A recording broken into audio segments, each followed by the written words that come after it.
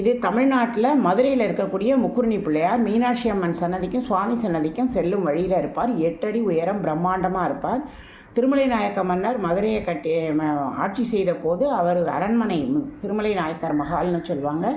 கண்ணாளனே உனது கண்ணை நேற்றோடு காணவில்லை பாட்டு பம்பாய் படத்தில் வரும் இல்லையா, அந்த பாட்டெலாம் அங்கே தான் எடுத்திருப்பாங்க. நிறைய திரைப்படங்களில் பார்த்துருப்பீங்க. அந்த மஹால் கட்டுறதுக்கு மண் எடுத்த பள்ளத்தில் இவர் கிடச்சார். அந்த மண் எடுத்த பள்ளம் தான் வண்டியூர் தெப்பக்குளமாக இருக்குது. பெரிய பிரம்மாண்டமான விநாயகர். இவருக்கு முக்குருணியில் கொழுக்கட்டை படைப்பாங்க. ஒரு குருணிங்கிறது 6 படி, முக்குருணினா 18 படி. 18 படி பச்சரிசியில் கொழுக்கட்டை செய்து அது எவ்வளோ பெரிய மெகா சைஸ் பாத்திரத்தில் வெந்து அந்த மெகா சைஸ் கொழுக்கட்டையை காவடி மாதிரி ஒரு மூங்கில் கழியில் கட்டி எடுத்துகிட்டு வந்து பிள்ளையாருக்கு வச்சு நைவேத்தியமாக வச்சு பிரசாதமாக கொடுப்பாங்க. பிரம்மாண்டமான பிள்ளையார். இந்த திருவாச்சி இருக்கு இல்லையா, இதுலலாம் அங்கே பாருங்கள் திருமலை நாயக்க மன்னர் அவருடைய குடும்பத்தினருடைய படங்கள் எல்லாம் பொறிக்கப்பட்டிருக்கும்.